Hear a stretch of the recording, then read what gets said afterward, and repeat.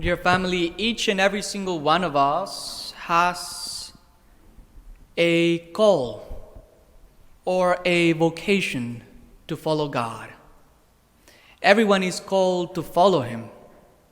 Some may follow Him in their marriage, others in their single yet chaste, consecrated life.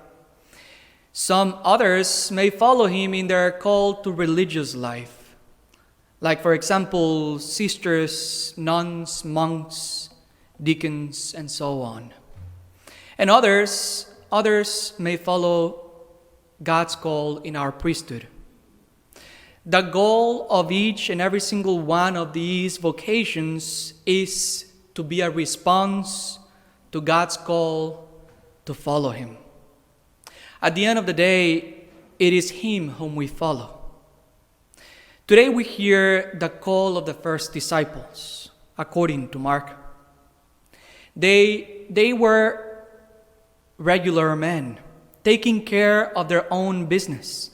Very likely, they were men who were uneducated, because that's what being a fisherman was or meant. It was the profession for the poor and the uneducated. It was a means to get enough to survive.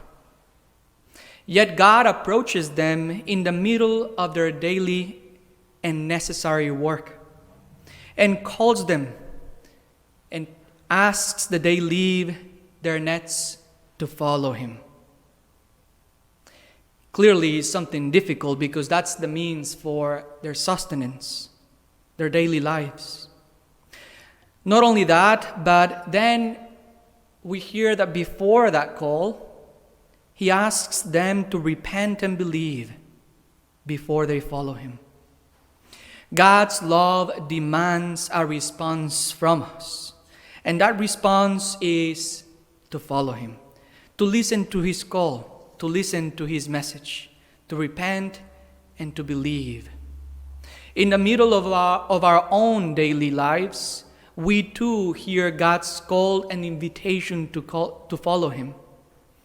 Many times we think, or maybe even expect, that when God talks to us, He must do that in a very majestic and supernatural way, like I did when I received my call.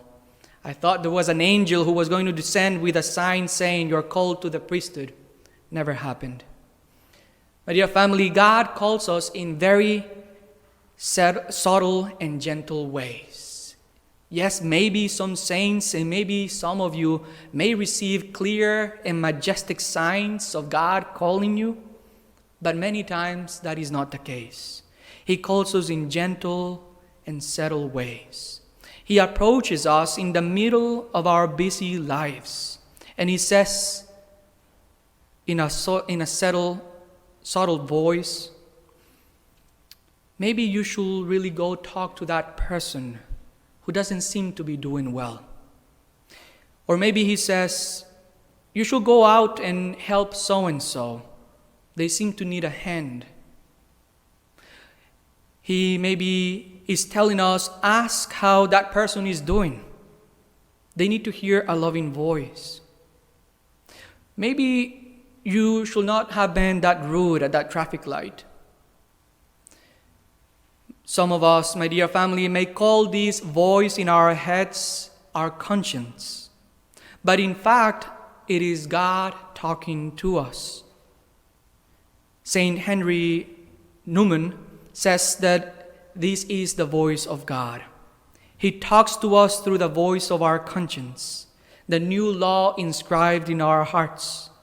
That is the gentle and subtle whisper that calls us to follow Him. And it demands a response. Many times, due to spiritual weakness, we may lack means of being spiritually nourished properly.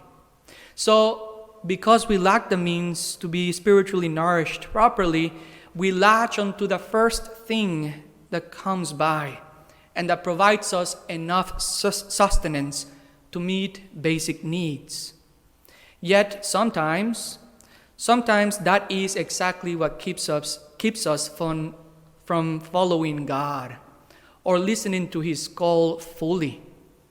Maybe we have grown accustomed to our comfortable spiritual life. But our conscience, deep in our souls, tells us that we should follow God. The voice of God invites us to leave behind our nets of safety so that we may be able to go talk to that person who was rude to us. Maybe He wants us to leave behind the nets of our pride so that we may ask for forgiveness for someone we may have wronged. Or maybe He's asking us to leave behind the nets of our ego, to offer help to someone who did not help us when we struggled.